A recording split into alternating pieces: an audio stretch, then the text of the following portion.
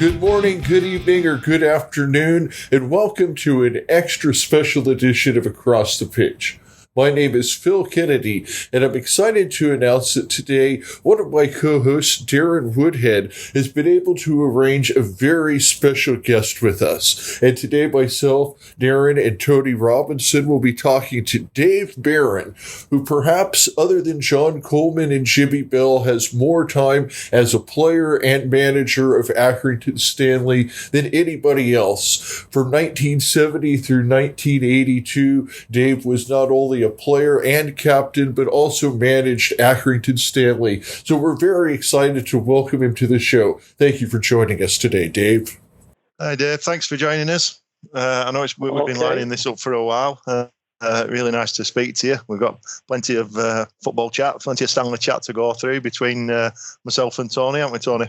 Yes, got lots of stuff to cover, and I'm looking forward to speaking with Dave and his time with the club before in '62 and the Reform Club. There's a lot of history there, and it's a privilege to be on the line with Dave. So I'm looking forward to it.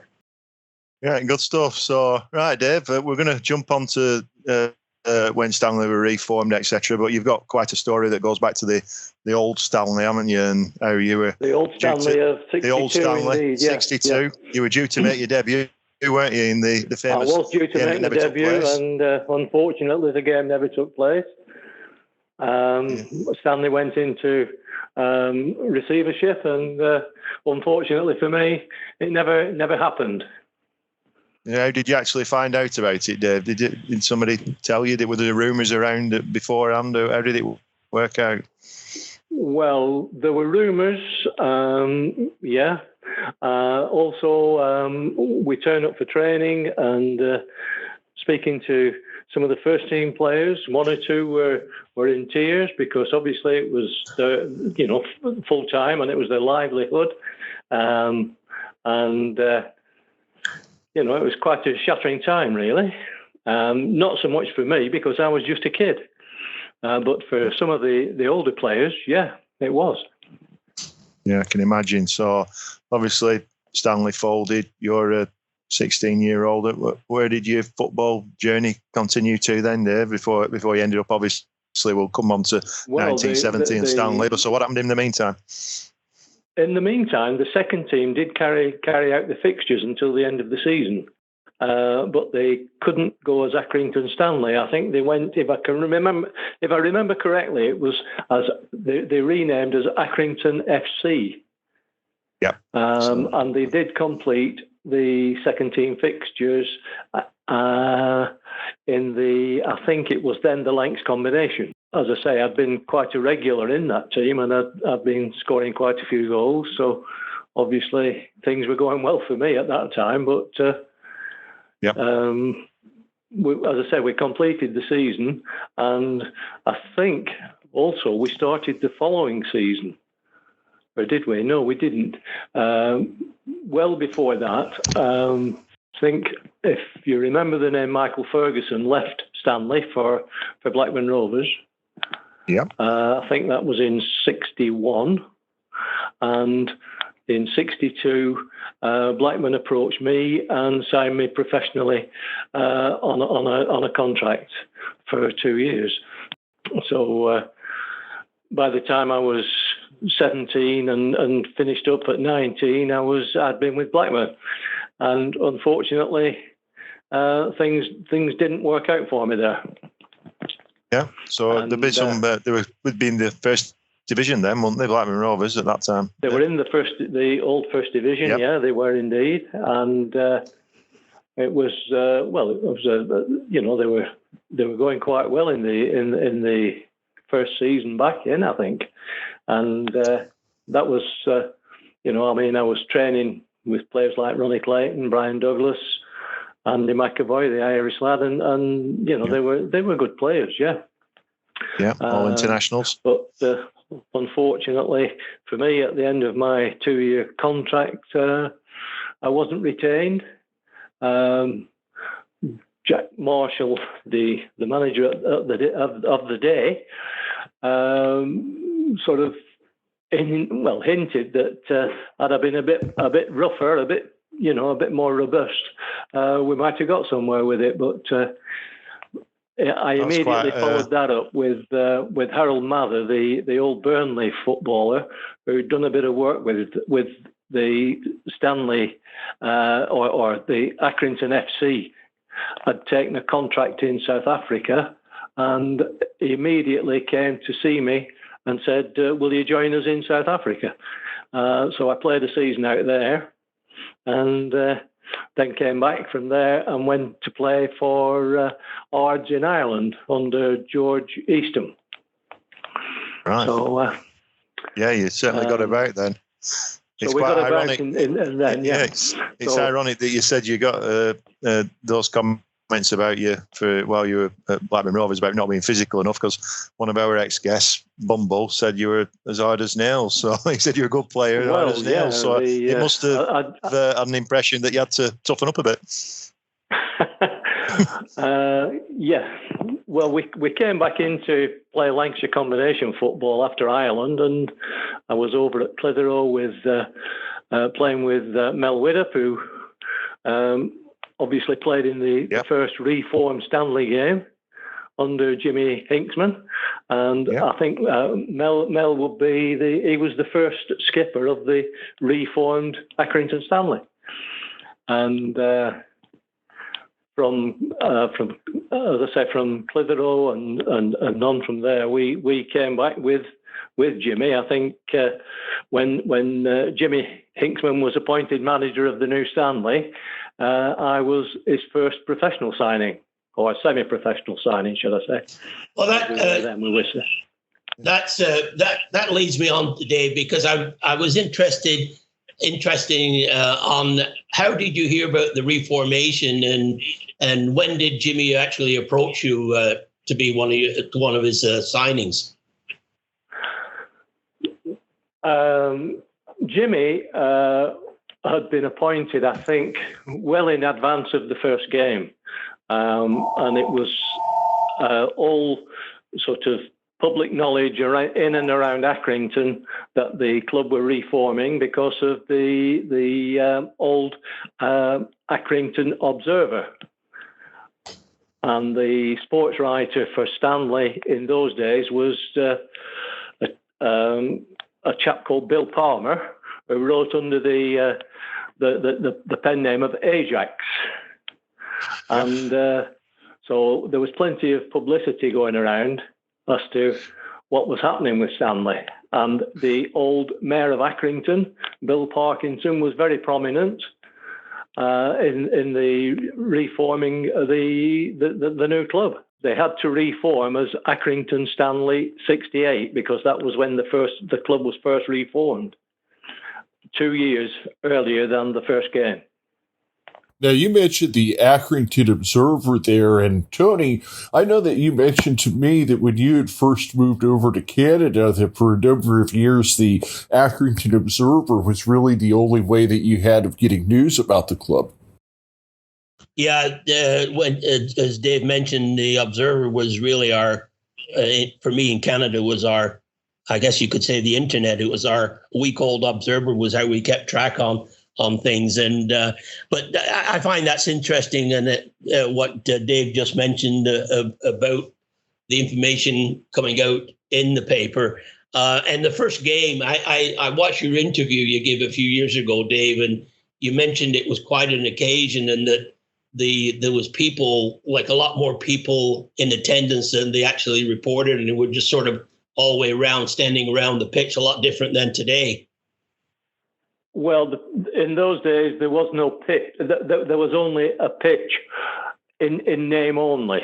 It was like a bog, a black bog, and you tended to make your first tackle from about 6 inches deep on that pitch.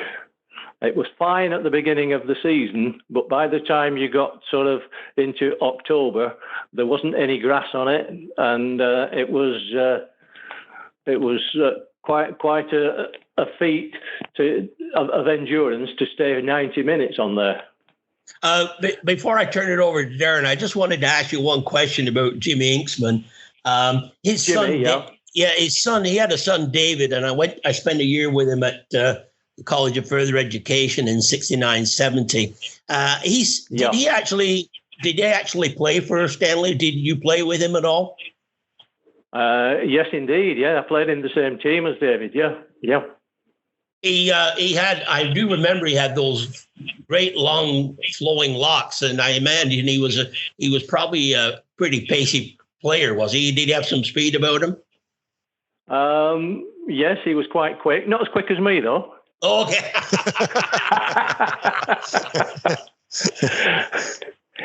Good stuff. Right. So on that note, David. So, I just wanted to ask you. Obviously, not obviously. Some of the younger listeners we've got don't always know what happened in the 70s and 80s, and this is what we do like to go back and make people realise that without all the foundations that you guys put in, we wouldn't have the team we've got today and the structure we've got. But you played over 250 games for Stanley, and then you became manager. I think reserve manager first and then first team manager. What was that like then? Going from player to manager, how did you find that? And how did you find it with the players who'd been your teammates? When I was managing Stanley, it was a very frustrating time because there was no money in the club at all. I had no money to spend. So when I say we, that was Stan Spencer and myself, decided that we'd try and bring in local players, bring them up to the grade, and see if we could have a team that consisted mainly of amateurs, costing nothing, not many pros playing, and if we could then build on that and they could make it. Obviously, the club would be in a better position. Unfortunately, that didn't work out over the period of a couple of 2 or 3 years, and we were left playing good football but not getting results. And I felt towards the end that if I didn't pack it in, I would be kicked out. So I immediately resigned the position.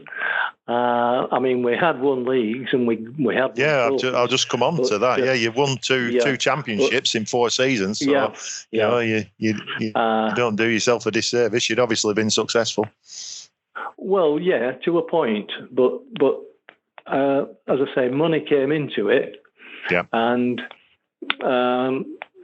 I think John Alty was the cash man of the day, running Stanley, and I had words with Alty, and I told him, don't pay me, just give me tickets for the club draw whenever that is, the weekly draw, and if we win anything, keep whatever I win and put it back in the pot. So not many people know that, but that is fact. Yeah. I know it's lots of sacrifices were made by people, weren't they, on and off the pitch, and that people don't always realise. Yeah. Time and money.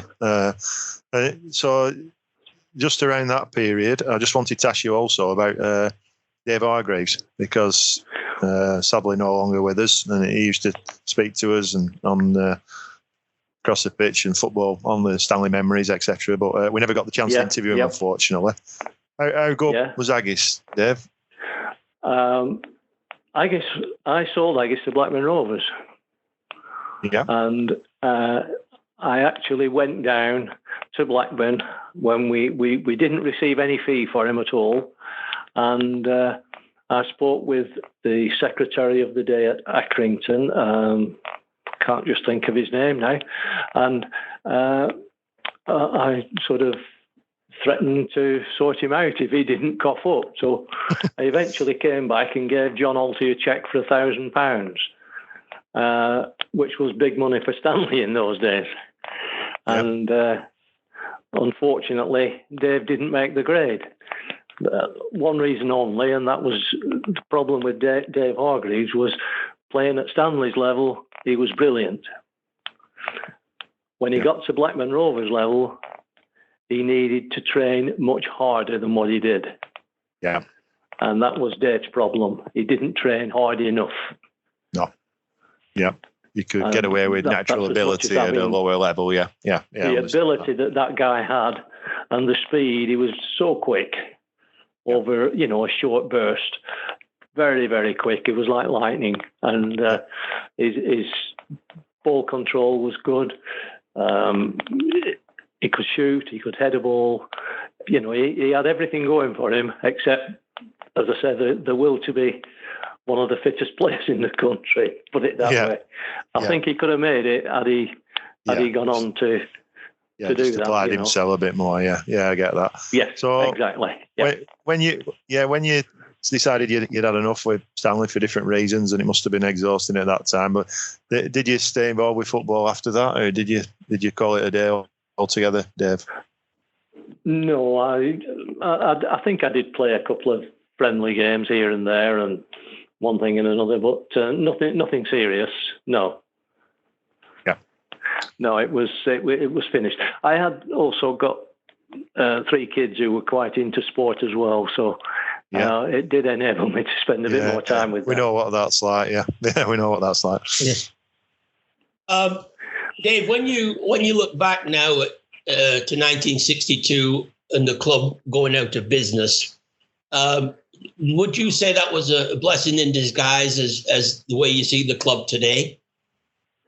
Probably not, because when you look at the amount of money that the club owed in those days,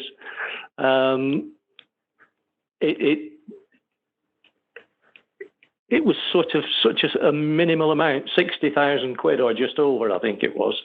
I'm sure that had they been able to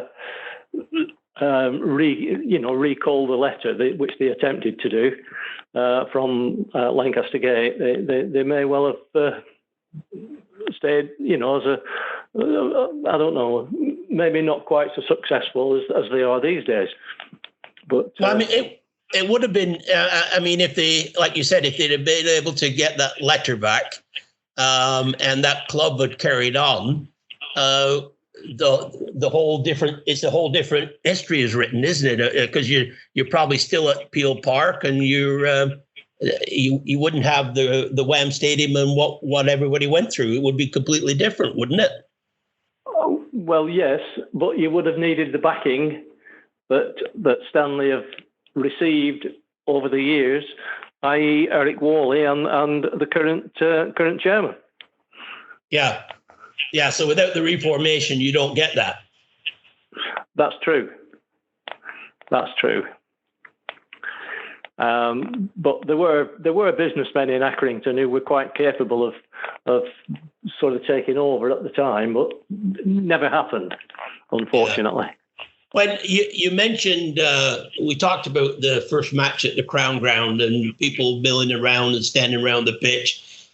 What goes through your mind when you look at the stadium now with the stands and the new hospitality lounges going in? What's your thoughts about that? It's unbelievable to see the transformation in the Crown Ground. I can't believe it. Because when we went to play the first game at the Crown Ground, there was no wall around the ground. It was wide open to the elements. People could virtually walk on without paying. And I think this is what happened on the day. But it grew from there. I mean, there are lots of people involved with Accrington in the early days, and sadly no longer with us. Well, you mentioned Dave Hargreaves and the talent he had, and all these years of being associated and watching Stanley. How would he rank in the way of one of the best players that ever put on a Stanley shirt? Difficult I don't see a lot of Stanley these days, because there was a little instance in my life where I rather fell out with the club. Quite a few years after I'd finished, actually. I am officially, and I am a life vice president of Accrington Stanley. When Eric Worley took over the club, he stopped my gratis free season ticket. And it wasn't that I used it every week, but whenever I did, I always put more money into the club than what it was to pay on the gate. And for some reason, Eric stopped that, and I took umbrage at that, and I really haven't been up as often as I should, because I love the club. I spent the number of jobs that I've done at that club is incredible. Yep. I mean, I've worked on the ground. We've been out scouting clubs. We've been out.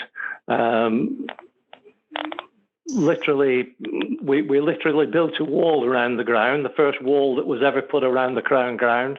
I was heavily involved in that.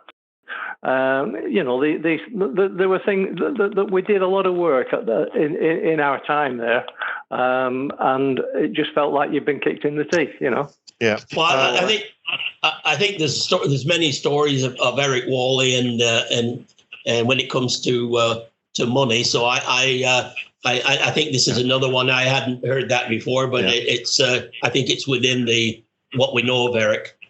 Yeah. What I will say, Dave, is, and I spoke to Peter Leatham. I'm on the Accrington Stanley Supporters Trust, and we're keen to acknowledge the work of ex-players and managers and what we do. I haven't mentioned this to you before, but what we do want you to do is get you down to a game as guest of honour, which we've done a couple already. We had Willie McInnes. You'll remember from Field Park days. And Willie, yeah. Well, I played a bit with Willie as well, yeah. Yeah, you can join us for the day as a guest of honour and do the halftime draw, etc. So, we're hoping to sort that out if you're willing to get involved with that this year. Yeah, that's fine. I don't mind that, but as I say, it just rankled with me a bit, Yeah, I know. The second thing that upset me with Eric was that when Stanley were due to play the first game back in the Football League, might stand to be corrected here, but I think they were playing Wrexham in Wrexham. If it wasn't the first game, it was Chester, I think it was. Yeah. Oh yeah. Chester, 2006. This particular one was Wrexham. Okay. It was one of the early games in the first season back in the league, and the old Radio Lancashire chap rang me and said, would I do an interview the night before the game for Radio Wales? And we did the interview, and then BBC rang me and said, give me your address, we'll send you your fee. And I said, no, I don't want a fee. I'll send it to Stanley.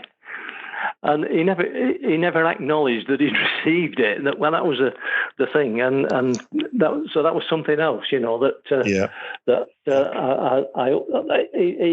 me a bit, Eric. I know. And he did a lot of good stuff, and but I've been on the receiving end myself, Dave. So I know I know the script. And just got to, I suppose, think of the good stuff he did and put it behind us. But yeah, so I mean, what do you think when you look at the team now and the when I look at the what's team been now, achieved? Yeah, what's been achieved? In the last. I watched quite a few of the games last season on the video. The video link. Was it? I follow. Yep. What was it? I follow. That's it. I follow. Yeah. So I watched quite a few on there, and I mean the stadium's unbelievable when you look at what it was to what it is and what it's going to be. So the good thing about Stanley playing in Division 1 rather than 2 is that they're going to be they're going to gain in terms of support at the gate through away fans visiting the club. Yes. And that's the best thing about this current situation, where they're still struggling to grab a couple of thousand people in terms of a crowd in their own right. But when you get teams like Plymouth and Portsmouth and Bolton and teams like that coming to the Crown, it's fantastic, really. Well, I think Blackpool came last year, didn't it? Yeah, and you had Wigan last week, and Wigan was another one, exactly. Yeah. Sadly, the result wasn't right, but the results are a bit like Eric Waller's wallet. They're a bit off right now, So, the one thing I wanted to ask you, and when you see, obviously, back in 1970, you wouldn't think that the club would be back in the Football League, but then they got in the league in 2006. They won the League Two championship. Is there still more to come, Dave? I think that very much depends on Mr. Holt's wallet, really. That's my feeling on it. If he's prepared to back the club, and if you will, in the same way that Jack Walker backed Blackburn, but unfortunately, Jack didn't live long enough to see it through. So a lot of it's going to depend on the wallet that Mr. Holt is wielding, I think. Yeah, exactly. And what do you think about John Coleman and Jimmy Bell and the job they've done in the last 20 years, Dave? You can't argue with anything that Coleman's done at all. I've never met the guy. I think I was at the dinner when they won the championship for the old second division, for the second division. I was at the dinner there then, but I didn't eat pie anyway, so you couldn't have had a conversation with any of them, I don't think. Yeah. So but I mean, fantastic, isn't it? Really, he's fortunate, I think, in one sense, that he's able to dip into a collection of players over in Liverpool and keep producing these guys from out there, because it's like a minefield of talent, isn't it? Really, popping up everywhere. And he's been around so long, and one of the things that really sticks out to me lately is the fact the loanees he brings in are from Premier League or Championship clubs, which you would never have seen a few years ago. Well, yes, that's fine, but because he's now got the reputation of taking Stanley up there, hasn't he? Yeah. So Coleman's reputation is growing anyway, isn't it? And are you surprised that he's never been? I know he went to Rochdale and the Sligo Rovers, but are you surprised that no other bigger clubs that came in for John Coleman? No, I'm not really, because it's what you call a bigger club, isn't it? There are so many managers on the merry-go-round at the moment. I mean, you can. They seem to walk out of one club straight into another, don't they? But he's not done quite enough with Stanley yet to get that recognition, I don't think. I think he's in a position with the club with Andy Holt that he can leave on his terms. You don't see Andy Holt firing John Coleman if he's had a bad spell, and that's one of the things. The strengths of the club is that. The consistency of in ownership and management. Yeah, I think that's very true. Very true. I think Stanley would be very foolish to sort of fire John Coleman off just because he gets a few bad results.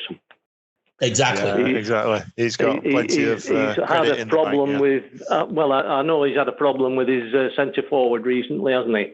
Yeah.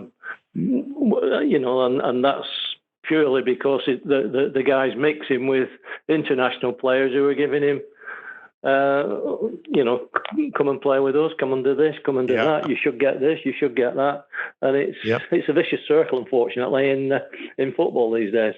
Yeah, he's had his head turned, but on a positive note, back into the 50s and the early 60s, middle, the up to middle 60s, you find that players playing for clubs like Wolves, Blackburn, Burnley, many of them were born in the town and stayed loyal to the club, didn't they? Yeah, and there were plenty of local heroes around here, wasn't there? Yeah, and in '62, a lot of the players that were playing for the Stanley back in '62 end up staying in Accrington area, didn't they? They did, yeah. A lot of them did, yeah. But they were playing in the 50s as well. With Walter Galbraith in the middle 50s. Yeah. I mean, my first visit to Peel Park, I think I was about 5 years old or something like that, and there were something like 15,000 on Peel Park. Incredible. Yeah. And outside the ground, you had lines of double-deck buses waiting to ferry people back into town at about penny a time or something like that. And who was the best player you saw at Peel Park? I know we're coming to an end and we'll wrap up. And who was the best player you saw at the old Stanley? The best player at Peel Park? Yeah. Probably George Hudson. George Stewart. Okay. Yeah. Well, George Hudson's not a bad shout either. They both did well, didn't they? Yeah, they both did well, didn't they? George Hudson, yeah, but I can tell you a tale about him as well. Well, yeah, we actually sadly passed away, but me and Phil spoke to him a couple of years ago. We speak to his son, yeah, and he was in good form when we spoke to him. Right, yeah, but I can remember him going to Peterborough. Oh yeah, from Stanley. From Stanley, yeah. Yeah. Okay. And when he went, the trainer at Stanley, you'll have come across Harry Hubbick, won't you? Yeah. Harry Hubbick. Yes. The Scots fella, yeah. He was the trainer at Stanley, and when George was going to Peterborough, he didn't have a pair of boots to take with him. And the ex-Blackburn Rovers player, Bill Smith, was at Peel Park then. So Harry pinched Bill's boots, gave them to George and said, George, when you get there, first thing you do, tell him you need a new pair of boots and get these bloody things back to me before weekend. Oh, good stuff. Yeah. Yeah. So not as much money in it as there is today. So no, not a bit. Not a bit. No. Well, just one thing before you wrap up, Darren, I just wanted to mention to Dave, he said about his first introduction to Stanley. Mine would have been around when I was about 6 or 7. And I just moved into Avenue Parade, and I remember hearing a lot of Scottish lads. And it turned out that these lads all lived in this double terraced house. They were That's right, at the bottom end of Avenue Parade, yeah. Yeah, and I moved into next door but one to that house. And that's how I first met the players. And then lo and behold, when that house, when they left, Garth Dawson, who obviously took lots of photos around the area, moved into that house. Right. Yeah. Oh. Yeah. I remember. I remember the place there, but by the time I'd sort of reached Stanley's level, when I was about 15, I think, when I first joined Stanley, and most of the lads had finished then. But the old Scottish players. How can I say the Walter Galbraith crew, as they were. Era, yeah. Yeah. Great stuff. Right, thank you, Dave, for coming on and talking to us. It's been a pleasure. Really enjoyed reminiscing and going through old Peel Park and Crown Ground days. So thank you very much for joining us. It's been a pleasure. Okay, Darren. Yeah. Bye, chaps. Good to hear from you all. I'll see you. Well, I'm saying see you soon. I won't, but all the best anyway. Well, thanks for filling in some of the gaps, because this is great stuff where we can go back and find about stories about the times of in the 60s and the Reformation, and some stories that we never heard. So I've been thrilled and really enjoyed visiting with you, Dave. And thanks very much for joining us today. Okay, cheers, Phil. Now. Bye Cheers, now. David. Thank you for joining us. Okay, bye now. Cheers. Bye. Cheers.